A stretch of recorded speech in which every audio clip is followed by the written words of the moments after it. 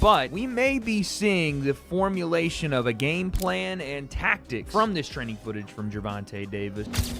Anybody that gets in the ring with Tank that is not a damn dinosaur is going to feel something from it. And it ain't going to be easy to hit it. Gervonta Tank Davis has the boxing world on edge after new training footage revealed a terrifying transformation ahead of his upcoming fight with Jake Paul. The undefeated champion appears stronger and more explosive than ever, showcasing a bulked-up physique and ferocious power in the gym. Fans are calling this the most dangerous version of Davis.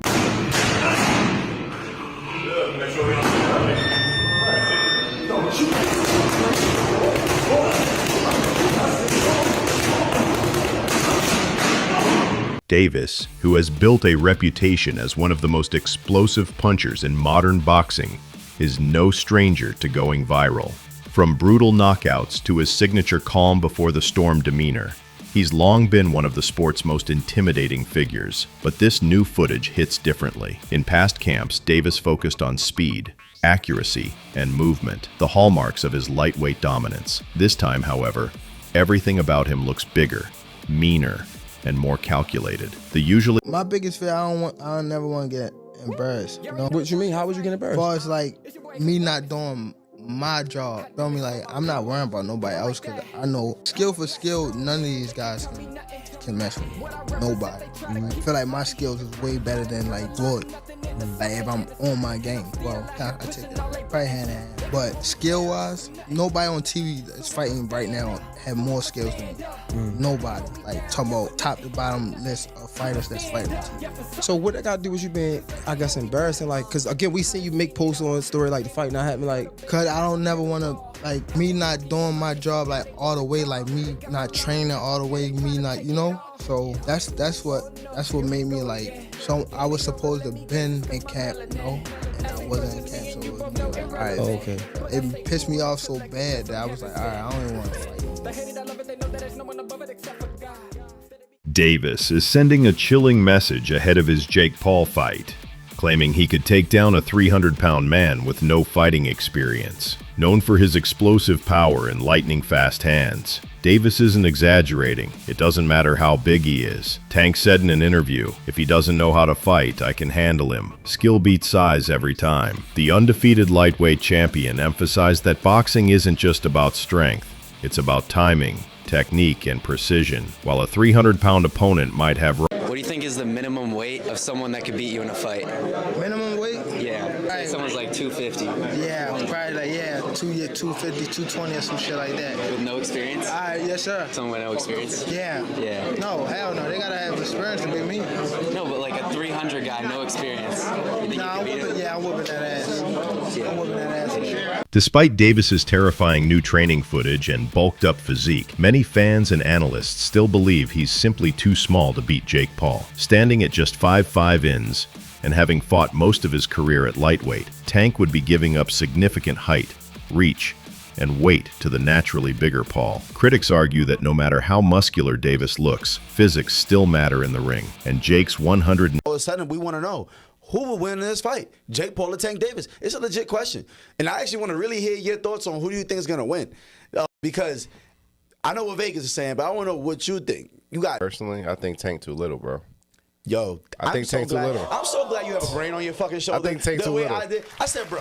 I think Tank's too little. That's what I'm saying. That weight classes for a reason. Davis that weight class for a reason. 5'5", 135 pounds. Jake Paul is 6 feet, 205 pounds. That's what I'm saying. Dog. He's too 6'1", little. 205. Everybody's like, yeah, bro, but Tank it only takes one good punch. Yes, it takes one good punch when you're about the same size. There's a 60, 70-pound difference in weight in these people. I don't think nobody puts the physics in mind. Jake Paul gets punched in the face by dudes 200 pounds with all their might on a weekly basis. A 135-pound puncher, bro. If y'all remember the Mayweather versus Conor McGregor fight, Conor walks around like 180 on the regular. He's like 5'9", 180. Mayweather's like 5'7", 145. That 30-pound, 20, 30-pound difference, bro, if you remember that fight, Mayweather was putting mittens on Conor. Guess what happened to Conor? He didn't hit the ground once. No. He lasted all 12 rounds getting hit with flurries. I'm talking about Mayweather was having his time. He's being cocky with it, hitting him with all kind of combos. And we're watching the last 3 rounds of that shit like, yo, knock him out.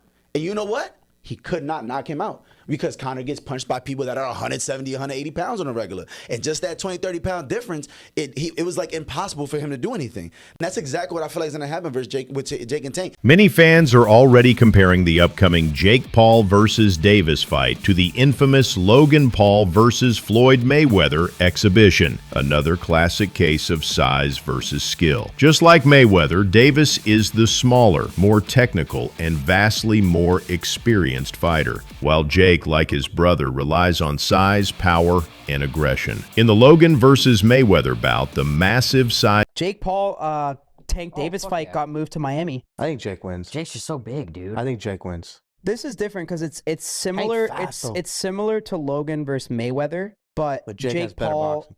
now obviously is way more advanced than where Logan was at that moment in time. I mean, Gervonta it's is just, fucking sick. I mean, yeah. No, but dude, Did Jake. you ever watch his highlights? Jake can He's crack, nasty, man. bro. He's so sick. He's I love nasty. that guy, bro. Boxing analyst Aid Oladipo shared a critical perspective on this fight, arguing that it's happening too early in both fighters' careers. He noted that unlike Floyd Mayweather and Logan Paul, who fought in an exhibition after their prime years, Davis and Paul are still in their athletic peak.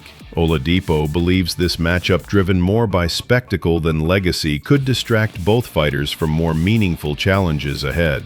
He suggested the bout would make more sense later once they've accomplished more in their respective divisions.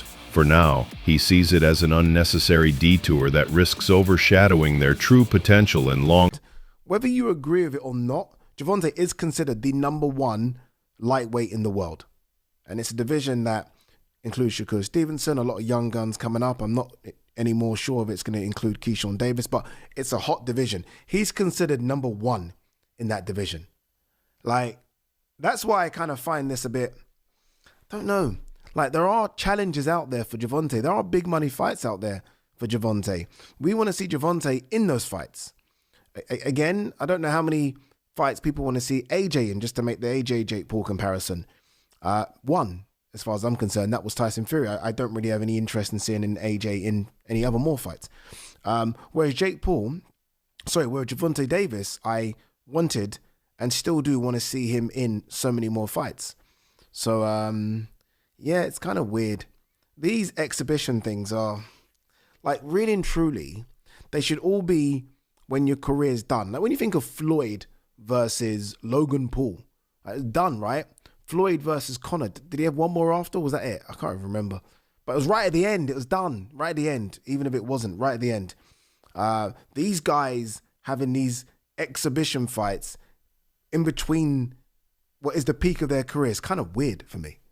Very, very weird.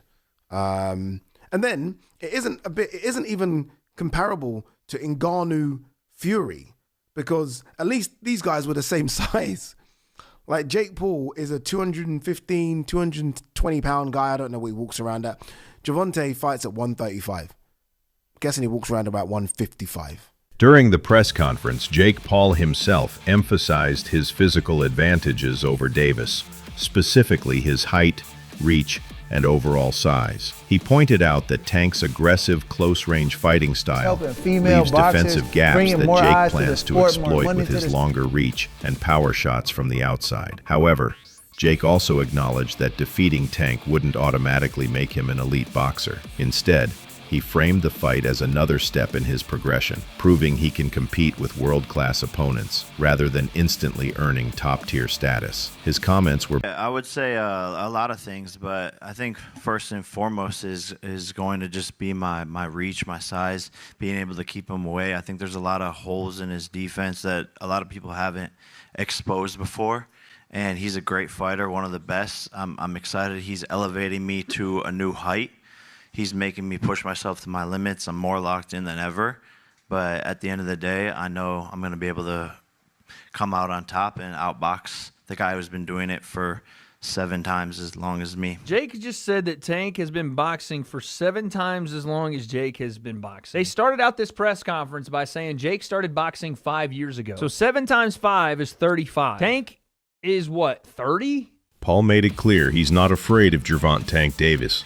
boldly claiming that if he met Davis in the streets, he'd shake him upside down. Paul said his size, strength, and power give him the edge even outside the ring. Confident and confrontational, he dismissed Davis's knockout reputation, saying Tank has never faced someone with his toughness. "He's too small to scare me," Paul said. The statement quickly went viral, fueling tension between the two camps. While Davis stays focused on training, Paul continues to talk big, promising to prove that power beats precision. He's a 5'8" little peon. If we were in the streets, I would grab that little ginger and smack him upside the head and make him forget who the fuck he was. People don't realize I'm a real killer. I really fucking do this shit. YouTube this, YouTube that, Disney that. This shit is not a joke. I'm knocking out the best of the best, beating all of these people time in and time again. And it's about time that you old heads and all these fucking boxers who think they know about the sport put some respect on my name. The size difference between Davis and Paul is extreme, raising serious questions about fairness and safety. Davis, who typically fights around 135 to 140 pounds, would be facing a man nearly half a foot taller and up to 70 pounds heavier on fight night. The bout is set at a 195-pound catchweight, but Jake Paul is expected to rehydrate to roughly 215 pounds once the fight begins. In contrast, Davis's in-ring weight would likely remain near 150 pounds. That's the kind of gap normally seen between lightweight and heavyweight divisions, categories that boxing rules are designed to keep separate. Many boxing analysts are drawing a historical comparison to highlight that skill can sometimes overcome huge size differences in boxing. In 2009, David Haye, weighing around 217, This is a tiny man, 5'5" and I reckon his in the ring weight is somewhere around 145 to 150 pounds. Meanwhile, Jake Paul is around 6 foot. We're not quite sure. I think he says he's 6'1" or 6'2". I've heard other people saying I think he's closer to 5'11", 6 foot. But the point is he's a much, much taller man. And in the Mike Tyson fight, he was over 220 pounds. So the size difference is massive. This fight's been made at 195-pound catch weight, but after Jake's rehydrated, assuming there's no rehydration clause, which I don't believe there is, he'll probably weigh around 215 pounds in the ring. That means there's a sort of a 60 to 70-pound difference between the two men in the ring on fight night, which is absolutely enormous. There are weight classes for a reason in boxing, and this is the sort of thing that is typically not allowed or permitted. And like I said in my intro, it goes to the heart of that key question in boxing, which is how big is too big? It's the reason that the pound for pound list exists, where we kind of imagine if everybody was the same size, who's the best, who's number one? And it's a debate that rages on and on and on. And so when I see a fight like this, I think the hardcore boxing fans, generally speaking, have felt frustrated by it. Yes, because we want Gervonta Davis as part of the actual sport, competing for world titles against the other elite guys in his weight class. But also because if he gets knocked out and loses to Jake Paul, it creates this illusion that Jake Paul's much better than he actually is. And so I guess the question for me is, can Gervonta Davis beat Jake Paul, or will Jake Paul simply be too massive? Can Jake Paul use his size, or will Gervonta Davis simply be too skilled? What's the answer here? And in trying to answer this, I looked to history. And there's one fight that immediately popped out of my mind, and I thought, I wonder what the size difference was there. In fact, it may even be more significant. And it was, and the small guy won. Some of you might be thinking about it right now. It's when David Haye took on the monster, the absolutely ginormous human being, Nikolai Valuev. I think it took place around 2009. So at the time, I was literally a teenager. I didn't have a clue what I was looking at, and I'd fully bought into this David versus Goliath story. But I think it's an excellent example here to draw comparisons between the Gervonta Davis-Jake Paul fight to try and understand whether or not this is a good template and blueprint to try and predict and understand what the size difference might look like in the ring. Now, David Haye was 6'3" and was 217 pounds for the Valuev fight. Despite Valve's enormous size and reach advantage, Hayes used superior speed, timing, and movement to outbox him and win a decision. This fight is often cited as a classic David versus Goliath example in modern boxing. The narrator uses it to suggest that Gervonta "Tank" Davis, though far smaller than Jake Paul, might still prevail if his skill level is high enough, proving that elite technique. This means that the weight gap was just a tiny bit under 100 pounds, which is obviously 40 pounds more, 35 pounds more than the gap between Davis and Paul. And there was a 9-inch gap in their height versus what seems to be a 7-inch height gap between Gervonta Davis and Jake Paul. And if you go back and watch that fight, David Haye wins it fairly comfortably. He uses his speed, his power, he moves around the outside of the ring and comprehensively outboxes Valuev, even hurting him at one point in the fight. I remember getting so excited seeing it and thinking, God, he's actually managed to wobble the giant. This is ridiculous. And so on the surface, that was a bigger gap a harder fight for David Haye than Gervonta Davis might find Jake Paul as an opponent. The size gap was significantly bigger. And Nikolai Valuev was a guy who won over 50 fights. You know, this was an actual competitive heavyweight boxer who'd beaten some decent names. Aiden Ross, a popular streamer, strongly believes Jake Paul will shock the world against Gervonta Davis. In his view, anyone doubting Jake's chances simply does not understand boxing at all. Ross claims that Jake has been improving fight after fight and now has the tools to challenge even a champion-level boxer. He dismisses critics who see Jake as nothing more than a YouTuber turned fighter, arguing that Jake has proven himself in the ring already. Moreover, Paul recently declared that he's cleared all USADA drug tests ahead of his showdown with Tank by agreeing to random testing by the gold standard anti-doping agency. Paul aims to silence critics who accuse him of using performance-enhancing substances. His statement, "No excuses," comes amid increasing scrutiny over his rapid physique change. For all of you Karens who accuse me of being on steroids as the reason for winning all of my fights, we have the strictest drug testing possible for this match. U.S. Anti-Doping Agency. Random drug tests at any moment. Oh, look. They're here now. Hey, USADA, me in the car. Looking good. See if you're on steroids. Clean as a whistle, contrary to what they say. Overall, analysts agree that Jake Paul versus Gervonta Davis isn't just a boxing match, it's a global spectacle. With Jake's crossover fame and Tank's elite skill, the fight transcends traditional matchups like Canelo versus Crawford, proving that entertainment value and mainstream appeal can dominate the modern boxing landscape. You know what I mean? Especially Tank been talking about retiring, so why not get the bag and then go about your business if that's your plan? I mean, if that's your plan to retire, then go get the bag and go about your business. You ain't doing nothing wrong. I'm not against it. You got some people that are very critical of Tank. Does it make sense depending on what you're in boxing for? Because you got some people that want to fight the best. You got some people that want the accolades, the belts, the undisputeds. And you got some people that just came in this game like, look, I'm trying to get my family out of poverty and give us generational wealth. Does it all depend on what you decided to box for? Well, Tank accomplished a lot at a young age. Do Tank's skill and power outweigh Jake Paul's size and confidence, or will Jake shock the world again?